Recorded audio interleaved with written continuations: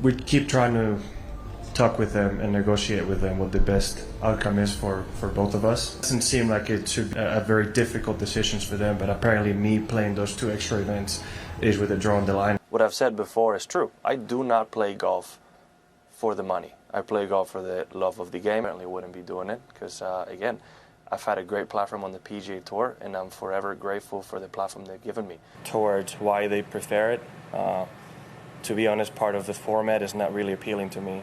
When Kelly and I, this first thing happened, we started talking about it. We're like, will our lifestyle change if I got $400 million? No. Team owners and players that are involved in the league need to, in essence, have a large majority to agree on for it to work. Something is broken inside the Saudi Public Investment Fund's Riyadh headquarters. For months, every official statement about Jon Rahm painted the same picture: total buy-in, rock-solid commitment, a $500 million anchor for a golf revolution that was supposed to last a decade. That picture is gone. Leaked documents and a string of private maneuvers have confirmed what nobody in Riyadh wanted to believe. Rahm has been quietly building an exit. While he was telling reporters he loved his new league, he was also negotiating a way back into the one he left. According to reports leaking out of the tour's inner circles, Rahm has settled his outstanding fines with the DP World Tour, the kind of move that was never meant to surface publicly. Paying off that debt does more than clear his name in Europe. It restores his path to the Ryder Cup, a lifeline that only makes sense if you're hedging against the possibility that LIV doesn't survive. Saudi officials reportedly didn't see it coming. Their flagship signing was already planning for life after LIV, and his second season wasn't even half over. We keep trying to talk with them and negotiate with them what the best outcome is for both of us. It doesn't seem like it should be a very difficult decisions for them, but apparently me playing those two extra events is with a draw on the line. What I've said before is true. I do not play golf for the money. I play golf for the love of the game. I certainly wouldn't be doing it because, again, I've had a great platform on the PGA Tour, and I'm forever grateful for the platform they've given me. To understand why the most recognizable golfer in the world would take a gamble like that, you have to look at what's happening to the league underneath him. The headline is this: the Public Investment Fund is pulling its funding from LIV Golf after the 2026 season. The league has reportedly been burning through $500 to $600 million a year, and even the world's largest sovereign wealth fund has apparently decided that's not sustainable anymore. PIF chairman and LIV founder Yasir Al-Rumayyan has stepped away from the board. A restructuring team led by Gene Davis and John Zinman is now scrambling to find outside investors before the whole thing collapses.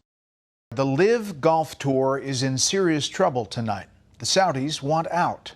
Eventually, other decisions about unwinding LIV or merging it with other tours will follow that. That kind of financial bleeding changes everything about how a locker room operates. It shifts the mindset from growth to survival. For someone like Rahm, whose entire career is built on a carefully protected reputation and a shot at the career Grand Slam, watching his new employer implode from the inside is not something he can just shrug off.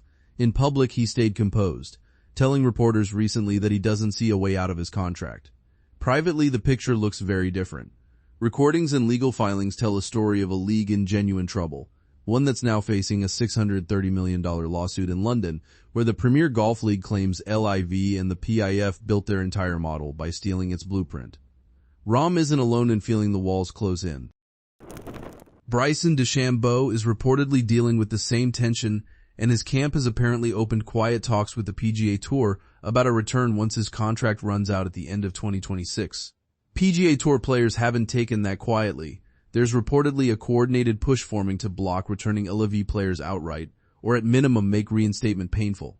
Watching that door start to close is, by most accounts, exactly what pushed Rahm toward the DP World Tour as a side entrance back into relevance before the 2027 season kicks off. None of this stays contained to LIV.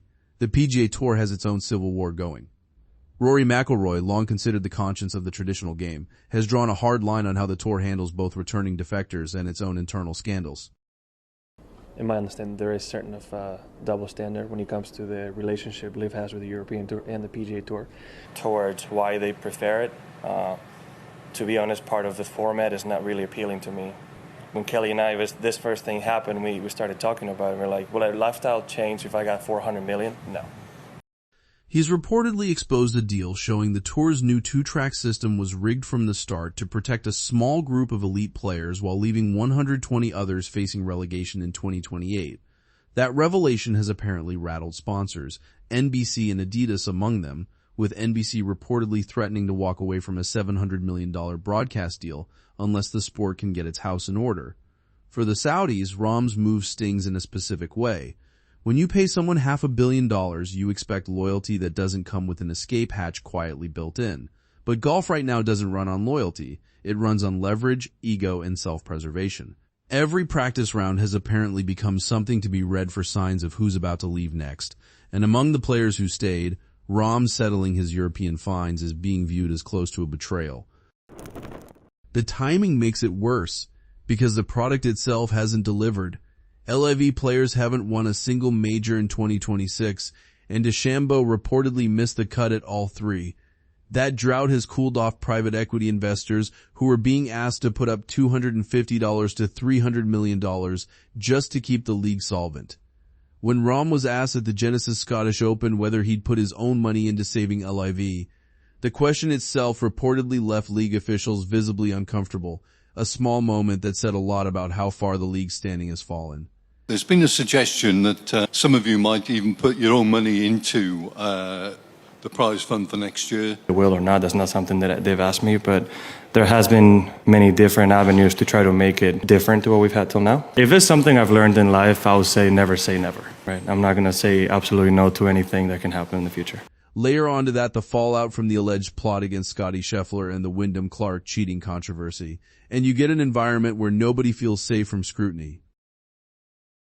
Rahm has reportedly seen firsthand how ugly the group chats get, including players allegedly changing their profile pictures to Scheffler's mugshot, and apparently decided that the old, imperfect PGA Tour structure still beats whatever LIV has become. His DP World Tour arrangement is by most read-throughs an attempt to get out of a system he now sees as a mistake for his legacy. All of this shifts the leverage in any future merger talks. With PIF pulling back, the PGA Tour is reportedly in a position to set the terms rather than negotiate them, leaving Rahm and others needing a way back in rather than dictating from strength. What started as a billion-dollar experiment in reshaping professional golf now looks like it's running out of road, and the players closest to it are reportedly positioning themselves for the exits before anyone officially calls it. The sponsor pressure is real too. Nike and Adidas are reportedly watching their association with the sport get complicated by cheating scandals and locker room blow-ups. For Rahm, distancing himself from that mess and reattaching to the traditional European side of the game was apparently the whole point of the DP World Tour move, though the fact that it leaked at all has only deepened the suspicion around him on both tours. What makes the story land is the gap between the image and what's actually happening underneath it. Professional golf likes to sell itself as a gentleman's game, but what's surfaced here looks a lot more like a pressure cooker. Money, ego, and self-interest colliding in real time. The record-breaking contracts that used to dominate the headlines are being replaced by players quietly looking for a way back to tours that don't especially want them anymore. The warnings that McIlroy and Tiger Woods have both given publicly about where this was headed are reportedly starting to play out. The two-track system and the scandals the tour has tried to manage internally have apparently created exactly the kind of rot those warnings were about.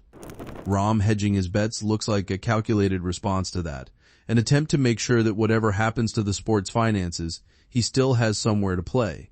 The long-term fallout from this is hard to overstate. It's punctured the idea that LIV was a permanent, stable part of the sport's landscape and revealed something closer to an unsustainable spending spree built on private side deals.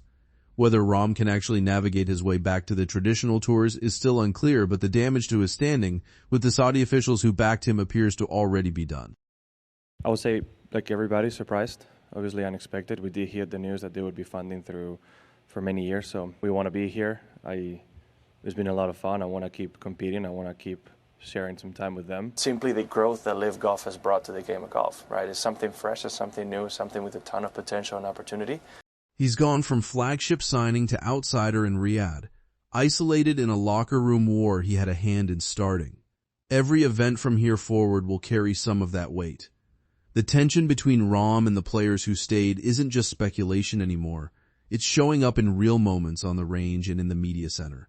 as LIV's funding dries up, the search for exits is only going to accelerate. Rahm's arrangement with the DP World Tour looks like the first domino in what could be one of the more chaotic stretches professional golf has gone through. With that foundation cracked, the tour now has to figure out how to hold together what's left. Fans who tuned in for the golf itself are instead watching a slow-motion power struggle where the rules seem to shift depending on who's asking.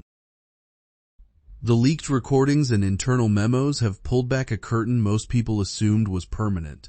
One that shows a sport where billions of dollars can be spent trying to escape a system that isn't working, and where even the best players in the world have apparently decided loyalty isn't worth what it used to be. The broader golf world is still processing what this means, as details emerge about how Rahm's team reportedly found room to maneuver inside an active LIV contract. Other players are said to be watching closely, quietly considering what their own options might look like. The fact that paying off DP World Tour fines still matters this much says something that the traditional structure of the sport, the Ryder Cup, the history, the format itself, still carries weight that money alone hasn't been able to replace. Really thinking about it since we still have a season to play and majors to compete for, so it's not something I want to think about. Team owners and players that are involved in the league need to, in essence, have a large majority to agree on for it to work. As Riyadh reconsiders its broader sports investments in light of all this, bigger questions are surfacing about how far a sovereign wealth fund can really go in reshaping a sport that has 100 years of tradition behind it.